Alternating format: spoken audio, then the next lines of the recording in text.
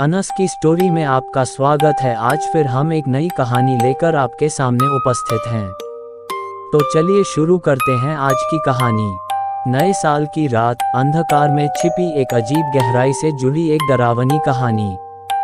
घड़ी की ध्वनि, अजीब सी रौनक और विचित्र घटनाएं। जब नया साल आया तो वहाँ कुछ ऐसा हुआ जिसने सभी को हैरान कर दिया। रात के 12 बजने वाले थे। नए साल का जश्न पूरे जोरों पर था। शहर के हर कोने में लोग खुशी से झूम रहे थे। इंदौर के एक छोटे से मोहल्ले में रहने वाले आरुष भी नए साल का जश्न मनाने के लिए अपने दोस्तों के साथ बाहर गए थे।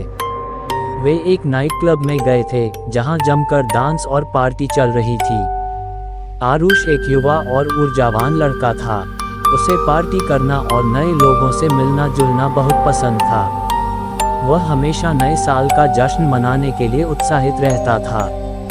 रात के 12 बजने के बाद आरुष और उसके दोस्त नाइट क्लब से बाहर निकले। वे एक पार्क में गए जहां वे कुछ देर बैठकर बातें करने लगे। आधी रात के बाद आरुष का मन घर जाने का नहीं हो रहा था। वह अभी भी पार्टी करना चाहता था। उसने अपने दोस्तों को कहा कि वह अकेले कुछ देर घूमने निकल रहा है।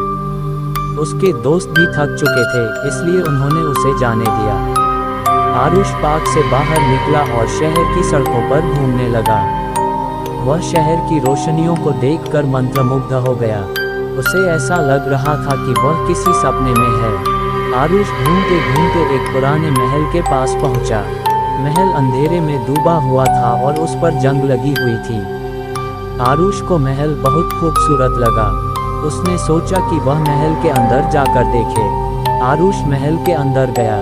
महल अंदर से भी बहुत खूबसूरत था।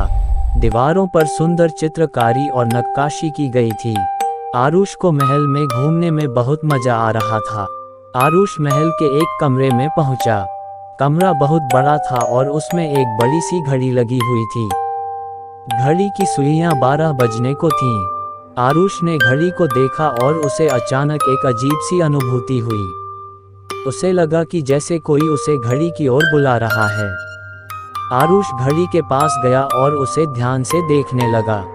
घड़ी की टिक टिक की आवाज बहुत तेज लग रही थी। आरुष को लगा कि घड़ी की आवाज उसके दिल की धड़कन से मिल रही है।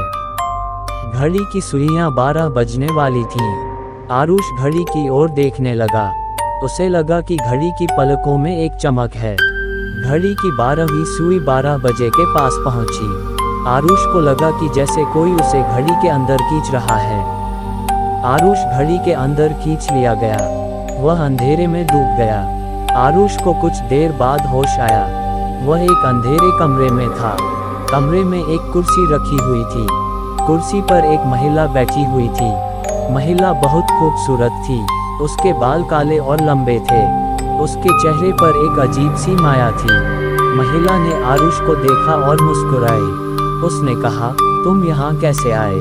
आरुष ने कहा, मैं तुम्हारी घड़ी की आवाज़ सुनकर यहाँ आया था।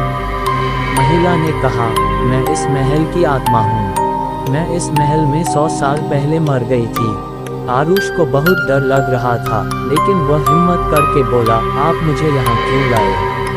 महिला ने कहा, मैं तुम्हें एक रहस्य बताना चाहती हूँ। महिला ने आरुष को एक कहानी सुनाई। कहानी बहुत डरावनी थी। कहानी के अनुसार 100 साल पहले इस महल के मालिक एक बहुत ही क्रूर और निर्दयी व्यक्ति थे। उन्होंने अपनी पत्नी और बेटी को मार डाला था। महिला ने कहा, मेरी आत्मा आज भी इस महल में भटक रही है। मुझे शांति चाहिए। आरुष ने कहा, मैं तुम्हारी क्या मदद कर सकता हूँ? महिला ने कहा, मेरे हत्यारों की आत्मा भी इसी महल में है और वो मुझे आज भी परेशान करते हैं। तुम्हें उनकी आत्मा से मुझे बचाने के लिए किसी बाबा से एक विशेष पाठ करवाना होगा। आरुष ने कहा, मैं अपनी पूरी कोशिश करूंगा। फिर वह किसी तांत्रिक की तलाश में निकला और कुछ समय ढूंढने के बाद उसे एक तांत्रिक मिला। तांत्रिक ने इस महल में उन आत्माओं को बचाने के लिए बहुत मंत्र पढ़े, लेकिन वो आत्माएं भी बहुत शक्तिशाली थी। कुछ घंटों तक कठिन प्रयास के बाद आखिरकार तांत्रिक ने उन आत्माओं को हरा दिया और अब उस महिला की आत्मा को भी शांति मिल गई। महिला ने आरुष को धन्यवाद कहा और आसमान में गायब हो गई।